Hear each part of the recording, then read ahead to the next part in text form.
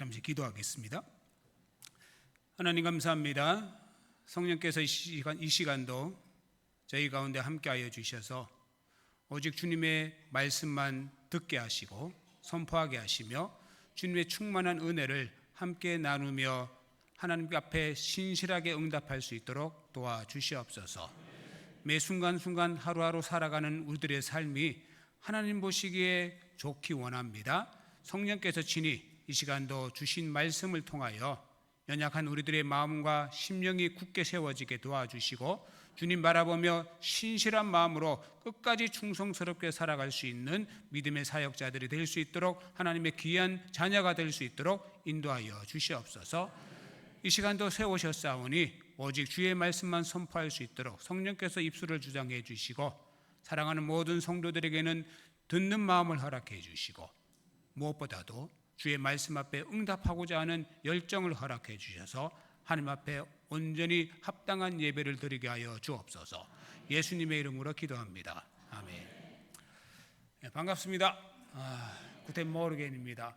오늘 이렇게 귀한 만남도 허락해 주시고 또 이런 귀한 단어를 허락해 주신 하나님의 은혜와 또 우리 김영감 목사님과 또 여러 성도님들에게 감사를 드립니다. 저는 독일 하이델베르크라는 중남부에 있는 작은 도시입니다. 15만 정도 되는 작은 도시입니다. 군포 시민이 얼마나 되는지 잘 모르겠습니다만 15만이면 작은 도시라고 할 만하겠죠. 그곳에서 이민 목회를 하고 있고 그리고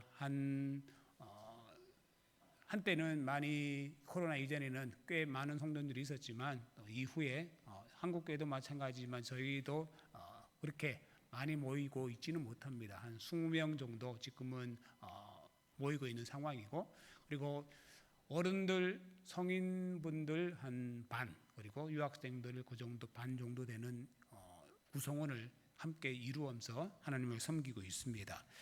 하나님을 믿고 섬긴다는 것이 사실 때와 장소를 불문하고 우리가 함께 신실한 마음으로 하나님을 섬겨야 되겠지만 그런데 살아가면서 여러 가지 많은 변수들이 있다 보니 뜻하지 않은 많은 어려움들이 생기곤 합니다. 그래서 목사님과 함께 말씀을 나누면서 그런 생각들이 많이 들었습니다. 한국 교회가 잘 되어야 우리 이민교회도 부흥하고 성장한다라는 그런 생각을 이번 연회차 들어오면서 또 교회를 방문하면서 그런 생각을 많이 들었습니다. 점점 하나님을 믿고 섬긴다는 것이 쉬운 듯 하면서도 사실 우리들의 마음이 점점 강팍해지고 있는 것은 아닐까라는 생각을 많이 해봅니다. 한국 교회가 점점 더 부흥해야만 유학을 오고 그리고 한국 교회와 밀접한 관련이 있는 우리 이민 사회도 더 힘을 얻기 마련인데 갈수록 세대가 지나가고 그리고 시간이 지나가면서 믿음의 청년들도 많이 줄어든 상태고 교회를 방문하는 방문객들도 점점 줄어들고 있는 상태입니다.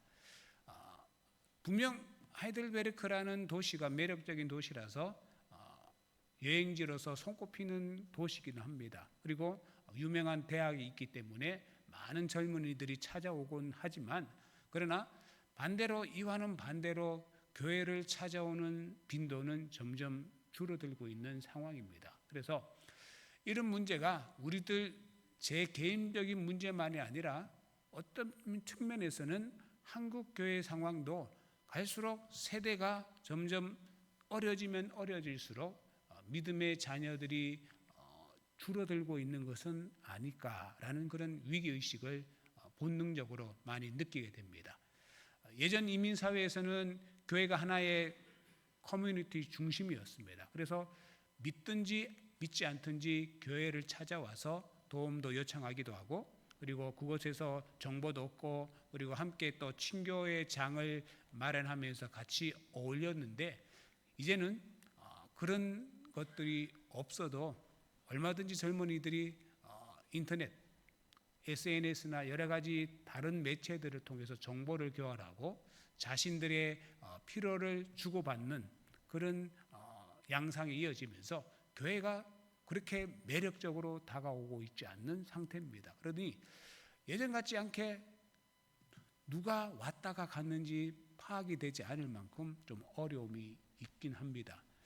그런 측면에서 저희도 제가 머물고 있는 곳에서도 정말 제가 열심히 또 우리 성도들과 함께 전도하며 또 사역을 해야 되겠지만, 또 한편으로는 어찌 보면 유학을 보내고 많은 사람들이 찾아오는 그 성도들이 성도가 될 수 있도록, 하나님을 예배할 수 있는 사람이 될 수 있도록 또 책임감을 가지고 이 땅에서, 한국 사회에서 열심을 다해서 교회들이 전도하고 그리고 믿음을 가질 수 있도록, 온전히 세울 수 있도록 노력하는 자세가 필요하리라 생각을 합니다.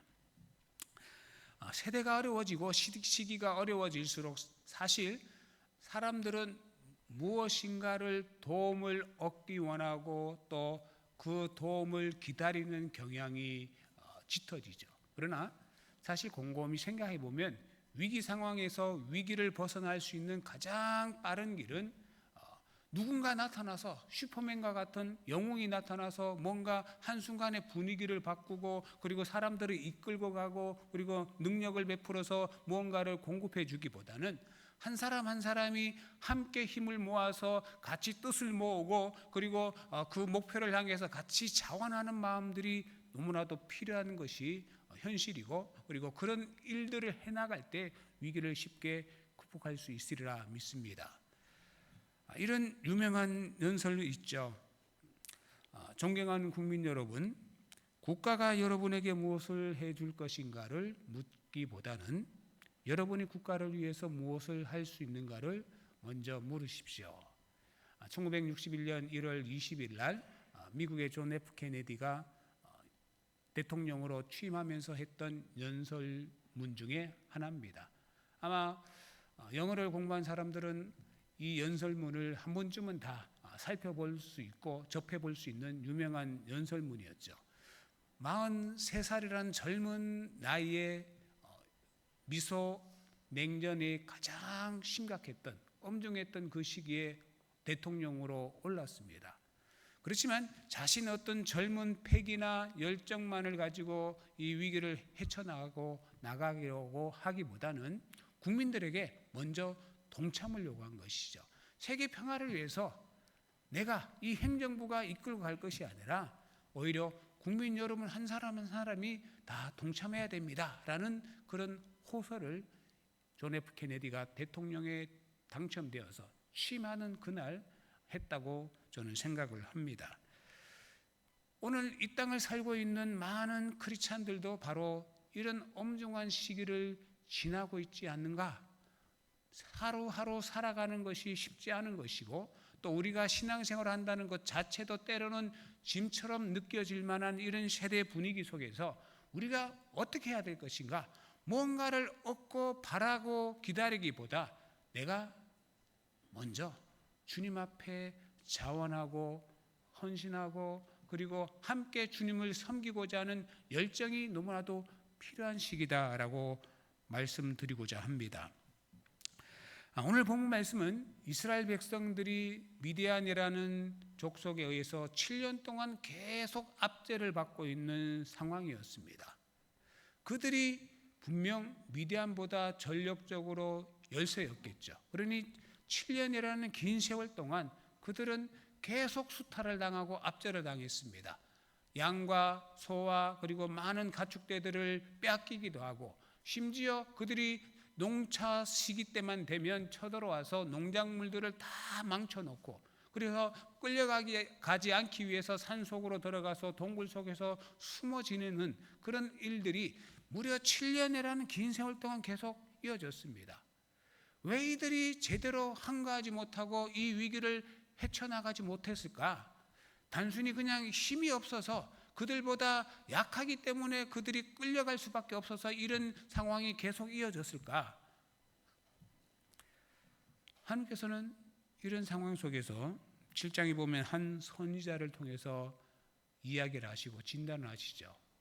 내가 너희 조상들을 애굽에서 이끌어내었건만 왜 너희들은 계속 이방 우상을 섬기고 있느냐라고 따끔하게 질책을 하고 있습니다.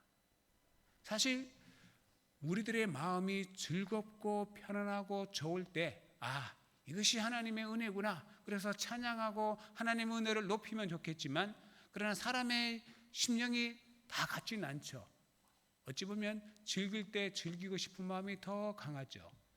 또 고난당할 때는 어떻습니까? 야고보 사도가 5장 12절에서 이야기한 것처럼 너희 중에 고난당하는 자가 있느냐? 그러면 저는 기도할 것이요 라고 했지만, 사실 기도보다는 오히려 내 살 길을 찾는 것이 더 바쁘고, 그리고 마음속에 낙심과 실망이 더 짙어지는 상황이죠. 그러나 이럴 때일수록 더 함께 모여서 기도하며 하나님의 은혜를 찾고 함께 협력하는 것이 더 필요한 시기입니다. 이런 상황 속에서 이스라엘 백성들은 7년 동안 계속 그들은 억눌려 있습니다. 누구 하나 나서서 이 일을 위해서 헌신하려고 했던 사람이 없었기 때문은 아니었을까? 저는 본문 말씀을 묵상하고 생각하면서 그렇게 생각이 들었습니다. 왜 긴 7년 동안 이런 아픔을 겪어야 했을까? 누구 하나 앞장서서 우리가 하나님 앞에서 진실로 회개하고 돌이켜서 우리가 진실한 마음으로 이 시대를, 이 분위기를, 이 상황을 바꿔야 됩니다라는 사람이 없는 상태였기 때문은 아니었을까? 하나님께서는 이 상황 속에서 이스라엘 백성들의 구원을 베풀기 위해서 구원의 시작점으로 기드온을 먼저 부르십니다. 그리고 그 기드온을 통해서 300명의 사람들을 부르시고 그 300명을 통해서 이스라엘 백성들을 미디안의 압제에서 벗어나게끔 하시기 시작을 하시죠. 오늘 이 시대를 살아가면서 오늘 우리들이 하나님 앞에 여전히 부르심을 받고 있습니다. 신앙생활 한다는 것이 쉽지 않은 이 현실 속에서 우리가 생존을 위해서 하루하루 살아가는 것도 쉽지 않은 상황 속에서 하나님을 믿고 하나님을 증거하며 예수 그리스도를 전하는 것 자체도 버거워 보이고 눈치가 점점 심해지는 이 상황 속에서 오늘 우리를 하나님께서 부르고 계시다는 사실이죠. 이런 상황에서 오늘 말씀은 굉장히 뜻깊게 저는 다가옵니다. 사사기 7장 말씀을 보면 이스라엘의 군대와 미디안의 진영이 대치 중에 있습니다. 얼마나 많은 군사들이 몰려왔는지 미디안의 연합군들은 해변의 모래알처럼 많다고 이야기를 하고 있습니다. 반면에 이스라엘 백성들은 3만 2천 명 정도 모여들었습니다. 사사기 8장 10절에 보면 미디안 군사들의 숫자들을 우리가 예상해 볼 수가 있는데, 미디안의 죽은 자가 12만 명이요 살아남은 자가 5천이라고 했습니다. 적어도 12만 5천 명의 사람들이 몰려왔죠. 반면에 이스라엘 백성들은 3만 2천 명입니다. 4배가 훌쩍 넘는 많은 적군들이 몰려와서 지금 대치하고 있는 상황입니다. 그런데 하나님께서는 이스라엘 군대를 이끄는 기드온에게 이해할 수 없는 요구를 하십니다. 3만 2천 명이 너무 많다는 것이죠. 적군은 12만 5천 명, 적어도 12만 5천 명이 몰려와서 눈에 보기에도 해변의 모래알처럼 너무나도 편만하게 가득 차 있는데, 자신들의 모인 숫자는 3만 2천 명, 적지 않은 숫자지만 그러나 상대방에 비해서, 적군에 비해서는 너무 적은 숫자입니다. 그럼에도 불구하고 하나님께서는 너무 많다고 이야기하십니다. 심지어 7절에서는 이렇게 말씀하시죠. 여호와께서 기드온에게 이르시되 내가 이 물을 핥아먹은 300명으로 너희를 구원하며 미디안을 내 손에 넘겨주리니 남은 백성은 각각 자기의 처소로 돌아갈 것이니라 하시니.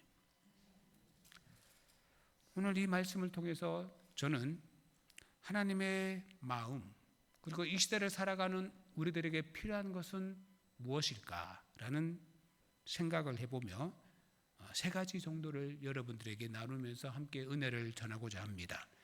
먼저는 하나님께서는 믿음으로 준비된 사람들과 함께 일하기 원하신다는 사실입니다. 그들이 많고 적고가 중요한 것이 아니라 믿음으로 준비된 사람들과 함께 일하기를 원하신다는 사실이죠.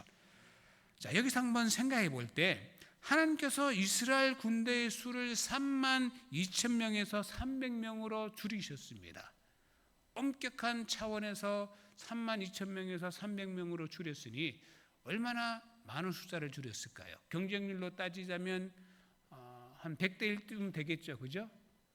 100대 1 경쟁률로 따지면 정말 치열한 경쟁입니다. 어디 회사에 들어가기 위해서 100대 1의 경쟁이라는 것은 쉽지 않겠죠. 그러면 3만 2천 명 중에서 300명으로 줄이는 그 과정 속에서 그 사람들을 뽑았다면 얼마나 능력 있는 사람들을 뽑았을까요? 충분히 일당 100 할 만한 좋은 전투력, 아니면 신체적으로 잘 준비된 사람을 뽑거나 아니면 지혜가 정말 특출한 사람들을 뽑을 법합니다. 그러나 우리가 이미 이어지는 이야기의 결과나 내용을 우리가 살펴보면 사실 하나님께서 이 전쟁을 기드온을 통해서 진행시켜 나가는 과정, 그래서 그 전쟁에서 승리했던 그 모습을 보면 특출난 능력이나 재능이 가진 사람이 이 전쟁을 수행할 수 있었던 것은 아니었다는 것이죠. 기드온과 300명의 용사들이 이 전쟁을 수행하면서 벌였던 일은 어떤 일이었습니까? 횃불을 들고 그 횃불이 보이지 않게끔 항아리에 숨겼다가 때가 되면 어떻게 합니까? 항아리를 깨면서 일제히 소리쳤죠.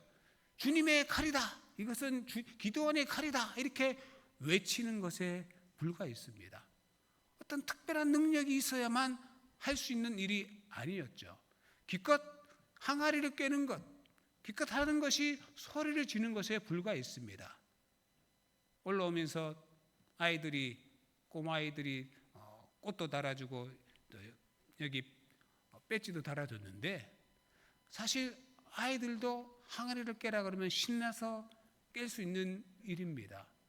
어떤 신체적으로 특출난 재능이 있거나 아니면 오묘한 지식, 그래서 열심히 공부해야만, 그래서 뭔가를 깨달을 수 있는 신비한 지식을 얻는 사람들만 할 수 있는 일은 아니었다는 것이죠.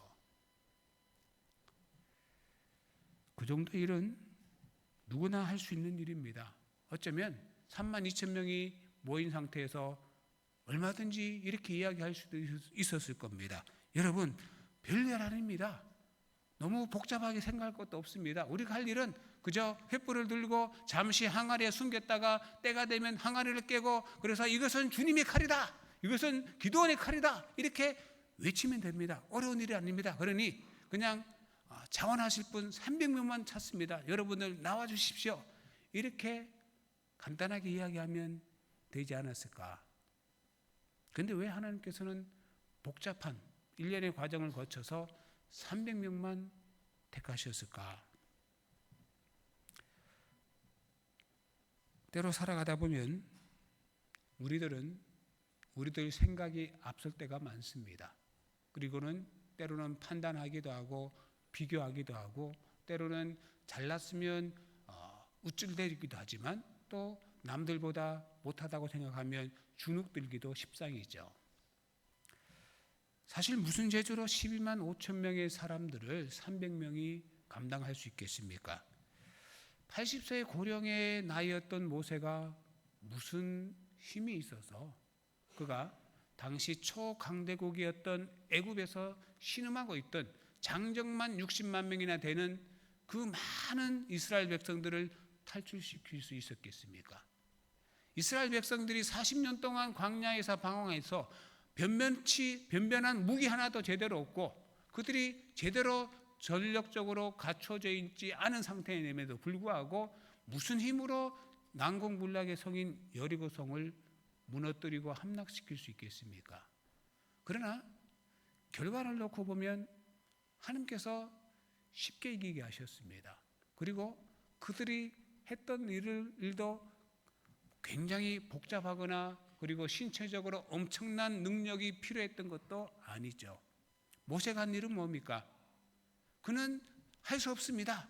나는 입이 뻣뻣하고 입술이 둔해서 제대로 말도 못합니다 라고 할 만큼 거절했지만, 하나님께서는 그에게 그가 사용하던 목자로서 사용하던 지팡이를 통해서 능력을 행하게 하셨죠. 홍해바다를 가른 것은 그가 어떤 힘이 아니라 그저 그 지팡이를 들고 손을 들었을 뿐입니다. 목이 말라서 물이 없었을 때는 그 지팡이로 바위를 친 것에 불과했죠. 물을 구할 수 없고 물을 찾을 수 없다는 것은 심각한 문제고, 그리고 모세 개인의 능력으로는 할 수 없는 일은 분명하지만, 그러나 결과적으로 봤을 때 지팡이를 들어서 반석을 때리는 것, 그것은 할 수 있는 일이죠. 여리고성을 무너뜨리기 위해서 변변한 무기 하나도 없었지만, 그러나 어린아이부터 시작해서 온 백성이 성을 도는 것은 할 수 있는 일입니다. 때로 우리들이 하나님의 일을 생각할 때 엄청난 일로 받아들입니다. 사실 엄청난 일이기도 합니다. 무슨 재주로 이스라엘 백성들을 80세 고령의 나이인 모세가 어떻게 탈출시킬 수 있겠습니까? 변변한 무기가 없는 이스라엘 백성들이 어떻게 여리고성을 함락시킬 수 있겠냐는 것이죠. 결과만을 생각해 본다면 하나님께서 이루고자 하시는 일은 엄청난 일입니다. 12만 5천 명 앞에 어떻게 이 300명을 가지고 함락시킬 수 있겠습니까? 이길 수 있겠습니까? 그러나 하나님께서 이루어가는 과정은 너무나도 쉽게 할 수 있는, 개개인에게 있어서는 어렵지 않은 일이라는 사실이죠. 때로 우리들이 살아가면서 주님의 일을 한다고 하고 신앙생활을 한다고 할 때 때로는 버겁게 느껴지기도 하고, 이것을 감당할 수 있을까? 우리 교회가 감당할 수 있을까? 나에게 이런 맡겨진 일이 있는데 과연 내가 이것을 할 수 있을까? 그것만 생각한다면 주눅들기 쉽고, 그리고 겁을 내기 쉽고 주저하기도 쉽습니다. 그러나 하나님께서 우리를 부르실 때는 다 계획이 있으시다는 사실이죠. 왜 하나님께서 이스라엘 백성들 중에 300명만 뽑으셨을까? 그것은 하나님께서 믿음을 가지고 충분히 그 일을 감당하고자 하는 마음을 가지고 있는 사람들, 그들 하나님께서 부르셨다는 사실입니다. 3만 2천 명의 많은 사람들이 있었지만 그들 전부는 어떻게 보면 어쩔 수 없는 상황에 있기 때문에 나온 사람도 있었다는 사실이죠. 그러나 하나님께서는 그 많은 사람들 중에 300명만 따로 부르신 것은 그들의 마음 중심에 하나님을 믿고 의지하는 믿음이 있었다는 것을 보셨기 때문입니다. 오늘 우리 시대에 살아가면서 결코 신앙생활도 쉽지만은 않습니다. 그러나 우리가 교회를 섬기고 하나님을 섬기 나가는 일에 있어서 가장 중요한 것은 바로 믿음이 있어야 한다는 사실이죠. 바로 이런 믿음을 저와 여러분이 소유하시기를 주의 이름으로 축원합니다. 두 번째로, 하나님께서는 현실의 엄중함 속에 좌절하거나 낙심하지 않는 사람들을 부르시고 그들과 함께 일하기 원하십니다. 사실 하나님께서 이스라엘 병사 3만 2천 명 중에 전쟁에 사용할 병사를 선발하시는데 그 기준이 무엇입니까? 좀 전에 말씀드린 대로 특출난 재능이나 지혜나 아니면 힘과 아니면 신체적으로 잘 준비된 사람이었다, 그렇게 볼 수는 없죠. 우리는 하나님 앞에 설 때마다 스스로 한번 자문해 봐야 합니다. 하나님 앞에서 내가 어떤 믿음을 가지고 있는가, 그리고 현실이 주는 이 답답한 현실 속에서 내가 무엇을 바라볼 것인가 하는 것이죠. 하나님께서는 이 첫 번째 관문으로 현실 앞에서 두려워하지 않는 사람들을 추려내십니다. 그래서 어떤 상황입니까? 눈앞의 현실 속에서 우리는 끝이 났다, 우리는 이 많은 적군들 앞에서 할 수 있는 일은 없다, 우리가 지난 7년 동안 계속 지금 어려움을 겪지 않았느냐, 우리는 할 수 없다, 이렇게 생각하고 스스로 포기한 사람들이 아니라 오히려 두려워 떨지 않는 사람들을 부르셨다는 것이죠. 그래서 3절 말씀에서 뭐라고 이야기합니까? 이제 너는 백성의 귀에 외쳐 이르기를 누구든지 두려워 떠는 자는 길라산을 떠나 돌아가라 하라 하시니 이에 돌아간 백성이 2만 2천 명이요 남은 자가 10,000명이었더라. 민수기 13장 14장에 보면 우리가 잘 아는 12명의 정탐꾼에 보고하는 장면이 나옵니다. 각각의 정탐꾼들은 지파별로 선발된 사람들이죠. 지파를 대신해서 40일 동안 가나안 땅을 탐지하는 사람들이었기 때문에 여호수아와 갈렙만 특출한 사람은 아니었을 겁니다. 신체적으로 봤을 때 여러 가지 조건을 봤을 때 비등비등한 사람들이었을 겁니다. 그러나 유독 달랐던 것은 뭐였습니까? 여호수아와 갈렙은 하나님이 우리를 기뻐하신다면 그들은 우리의 먹이다. 예전 개역 성경이 조금 더 우리 한국 정서에 더 잘 표현한 것 같습니다. 그들은 우리의 밥이다. 그죠? 그들은 우리의 밥이다라고 표현했습니다. 그러나 10명의 정탐꾼들은 압도당하고 말았던 것이죠. 무섭다는 것이죠. 우리는 그들의 보기에도 메뚜기다라고 이야기를 합니다. 하나님께서는 이 2명을 통해서 쓰시고 10명의 두려워서 포기하고 좌절하고 낙심하고 오히려 부정적인 생각만 잔뜩 불어넣었던 10명의 사람들은 하나님께서 쓰지 않으셨습니다. 오늘 이 땅에 살아가면서 우리들이 때로는 현실이 주는 압도적인 힘 앞에 때로는 두려워할 수밖에 없는 것을 우리도 잘 알고 있습니다. 그래서 분명 마음의 답답함도 느끼기도 하고 그리고 해소되지 않는 마음 한속에 있는 무기력감도 느낄 때도 많습니다. 그러나 기억해야 될 것은 하나님이 함께 하신다면 우리는 얼마든지 할 수 있다. 비록 현실을 몰라서가 아니라 그저 근거이 없는 자신감이 아니라 하나님이 함께 하신다면 기독교의 역사가 이것을 증명하고 있지 않습니까? 언제나 기독교는 어렵고 힘든 고난의 시기에 더 부흥하고 그 믿음이 더욱더 깊어졌다는 것을 우리는 이미 알고 있고 그것을 체험하고 왔고 그리고 우리 부모님 세대들과 그리고 우리들이 신앙생활을 하면서 우리는 잘 알고 있습니다. 그러나 시대 분위기 속에서 우리들이 깨어있기만 한다면 얼마든지 우리들도 반전시킬 수가 있다는 사실이죠. 제 개인적으로는 어쩌면 한국 사회뿐만 아니라 전 세계적으로 이런 분위기가 한동안 지속될 가능성이 많다고 생각을 합니다. 그렇지만 이런 분위기가 지속된다고 해서 우리 스스로 주눅들고 압도당해서 무기력하게 지낼 것이 아니라 오히려 이럴 때일수록 우리들이 믿음 안에서 더욱더 부흥하고 성장하고 하나님을 더 잘 믿어서 우리들의 삶 속에서 하나님의 일이 얼마나 하나님께서 위대하심이 얼마나 놀라운지 보여줄 수 있는 기회로 삼을 수 있어야 하겠습니다. 사랑하는 성도 여러분, 때로는 우리들 마음속에 드는 두려움, 감정 이것은 어쩔 수는 없습니다. 그러나 우리가 이럴 때일수록 먼저 기억하고 바라봐야 할 것은 하나님이 함께 하신다는 사실이라는 것이죠. 이런 믿음을 가지고 현실 앞에서 두려워 떨지 않고 용기를 내어서 나서고자 하는 사람들, 그런 사람들을 통해서 그 300명을 통해서 하나님께서는 반전을 시키시고 새로운 역사를 만들어 가시는 것을 잊지 마시길 바랍니다. 세 번째로 하나님께서는 겸손한 사람을 통하여 마침내 일을 이루어 나가십니다. 32,000명 중에 10,000명을 추려내시고 10,000명 중에서도 다시 300명을 추려내셨습니다. 하나님께서 왜 이런 과정을 겪게 하셨을까? 저는 이 과정을 통하여 하나님께서 찾으시는 사람의 기뻐하시는 사람의 그 마음이 바로 겸손에 있다라는 것을 생각해 봅니다.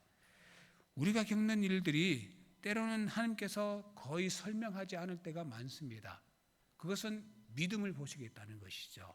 그냥 다 구구절절 다 설명해 주면 사람들도 그렇게 이해하고 따를 수도 있겠지만 때로는 하나님께서 결정적인 순간마다 구구절절 다 설명하지 않으시고 그냥 일방적으로 선포하시고 부르실 때가 있습니다. 그때는 우리에게 믿음을 요구하시고 결단을 요구하시고 헌신을 요구하십니다. 그런데 그 과정 속에서 하나님께서 기대하시는 것은 그 헌신과 결단과 동참 속에서 우리의 마음에 겸손함을 잃지 않는 것을 하나님께서는 보시기를 원하신다는 사실이죠. 300명을 하나님께서 택하시면서 그런 말씀을 하시죠. 2절에 보면 여호와께서 기드온에게 이르시기를 너를 따르는 백성이 너무 많은즉 내가 그들의 손에 미대한 사람을 넘겨주지 아니하리니 이는 이스라엘이 나를 거슬러 스스로 자랑하기를 내 손이 나를 구원하였다 할까 함이니라. 사실 3만 2천 명에서 10,000명으로 줄였습니다. 10,000명의 군사를 이끌고 12만 5천 명의 대적들과 맞춰서 싸우는 것 무척 힘들죠.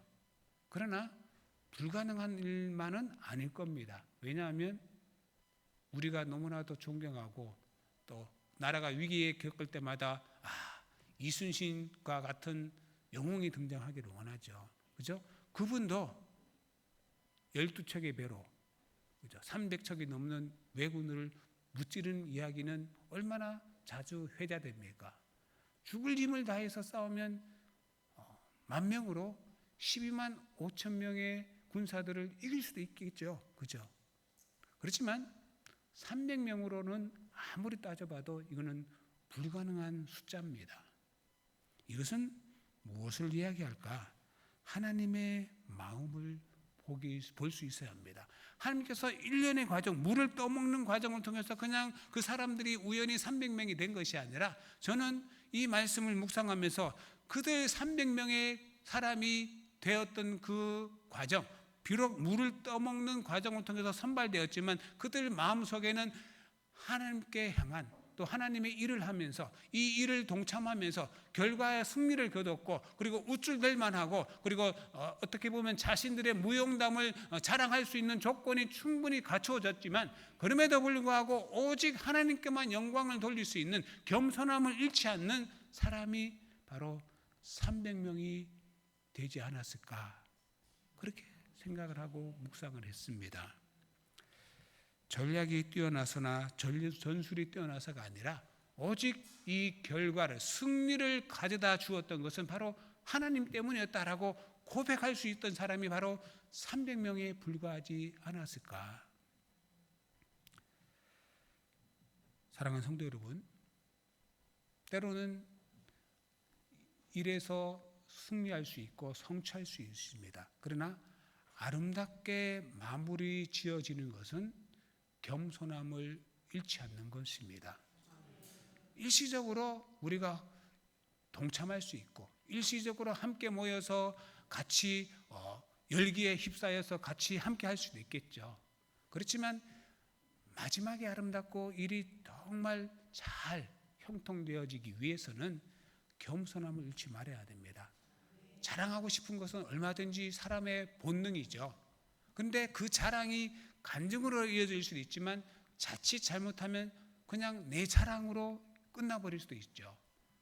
간증이 자랑처럼 되는 간증이 있는가 하면 어떤 경우는 자랑처럼 시작했지만 정말 간증으로 끝나는 경우도 있죠. 그 본질은 바로 겸손함이 있는 것이죠. 사랑하는 성도 여러분, 여러 상황이 우리를 힘들게 하는 것은 살아가면서 문득문득 느낄 때가 많습니다.